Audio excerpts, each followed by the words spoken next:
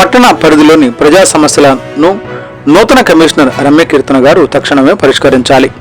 అధ్వాన్నంగా నరసరావుపేట పట్టణ పారిశుద్ధ్యం అక్రమదారుల చెర నుండి మున్సిపల్ స్థలాలను కాపాడండి.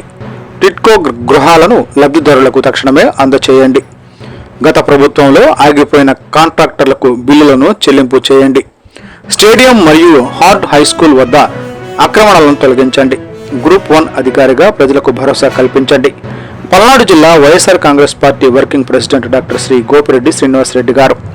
పల్నాడు జిల్లా YSR Congress party working president garu నూతనంగా నియమితులైన నరసరావుపేట పట్టణ మున్సిపల్ కమిషనర్ శ్రీమతి రమ్యకీర్తనను వారిని కలిసి పట్టణంలో ప్రజలు ఎదుర్కొంటున్న పలు సమస్యలను వినతిపత్రం ద్వారా వారి దృష్టికి తీసుకువచ్చారు.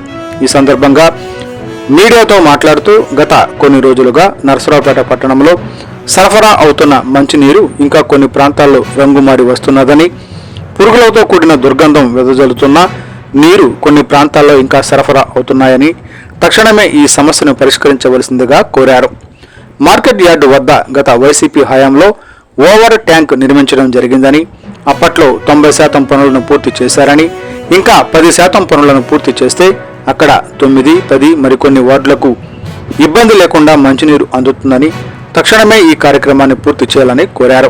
నరసరావుపేట పట్టణంలో పారిశుద్ధ్య పరిస్థితి అధ్వాన్నంగా ఉన్నదని, రెగ్యులర్గా చెత్త తీసేవారు రావడం లేదని, డ్రైనేజీలను 6 నెలలకు సంవత్సరానికి ఒకసారి మాత్రమే క్లీన్ చేస్తున్నారని, ఇలా ఇళ్ల వద్ద నుంచి చెత్త సేకరించడానికి మున్సిపల్ సిబ్బంది రెగ్యులర్గా రావడం లేదని, ఇళ్లలో చెత్త ప్రజలు రోడ్ల మీదకు విసిరివేస్తున్నారని, గత వైసీపీ ప్రభుత్వం హయాంలో నగర దీపికలను ఏర్పాటు చేసి ఎప్పటికప్పుడు పారిశుద్ధ్య పరిస్థితిని సమీక్షించేవారమని, కూటమి ప్రభుత్వం వచ్చిన తరువాత నగర దీపికలను తొలగించడం జరిగిందని, తక్షణమే నగర దీపికలను అపాయింట్ చేసి పారిశుద్ధ్య పరిస్థితిని మెరుగుపరచాలని సందర్భంగా కోరారు.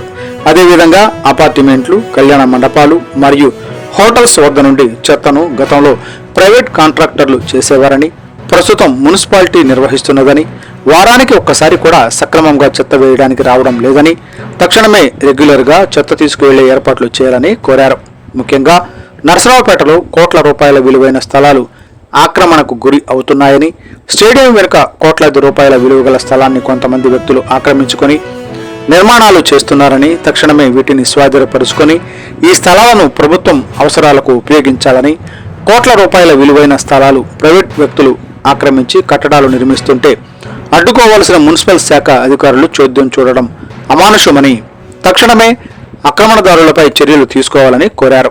నరసరావుపేట పట్టణంలో 1502 టిట్కో గృహాలు నిర్మాణాన్ని పూర్తి చేశామని, వైసీపీ హయాంలో ఈ 1502 గృహాలకు సంబంధించి అన్ని వసతులను పూర్తి చేశామని, వాటర్ ట్యాంకులను మరియు రోడ్లను ఏర్పాటు చేసి మా ప్రభుత్వ హయాంలో 600 మందికి గృహ ప్రవేశాల నిమిత్తం తాళాలు కూడా అందచేయడం జరిగిందని, మిగిలిన 900 ఇళ్లను కూటమి ప్రభుత్వం ఎందుకు పంపిణీ చేయలేకపోయారని, లేదా ఎవరికైనా ఇచ్చారా, డబ్బులు కట్టిన వాళ్లకు ఎంతవరకు ఎందుకు ఇవ్వలేదని ఈ సందర్భంగా మున్సిపల్ కమిషనర్ను సూటిగా ప్రశ్నించారు. గృహాలకు డబ్బులు చెల్లించి సుమారు 10 సంవత్సరాలు కావస్తున్నదని, డబ్బులు కట్టిన వారి వయసు కూడా దాటిపోతుందని, వయసు ఎక్కువ ఉన్న వారికి బ్యాంకులు కూడా రుణాలు మంజూరు చేసే పరిస్థితి లేదని, తక్షణమే దీనిపై చర్యలు తీసుకొని డబ్బులు కట్టిన వారికి టిట్కో గృహాలను అందజేసే కార్యక్రమం చేయాలని, నిత్యం పట్టణంలో ఫాగింగ్ చేయాలని, స్పెషల్ శానిటేషన్ డ్రైవ్ను పెట్టి పారిశుద్ధ పరిస్థితిని మెరుగుపరచాలని, గ్రూప్ 1 అధికారిగా ప్రజలకు మీ మీద ఎంతో నమ్మకం ఉందని, పట్టణ పరిస్థితులను మెరుగుపరిచి పట్టణ ప్రజలకు భరోసా కల్పించాలని, గుడ్ మార్నింగ్ నరసరావుపేట కార్యక్రమంలో మేము ప్రజల నుంచి వారి సమస్యలను తెలుసుకుని మీకు విన్నవించడం జరుగుతుందని, తక్షణమే పై సమస్యలను పరిష్కరించవలసిందిగా మున్సిపల్ కమిషనర్ రమ్య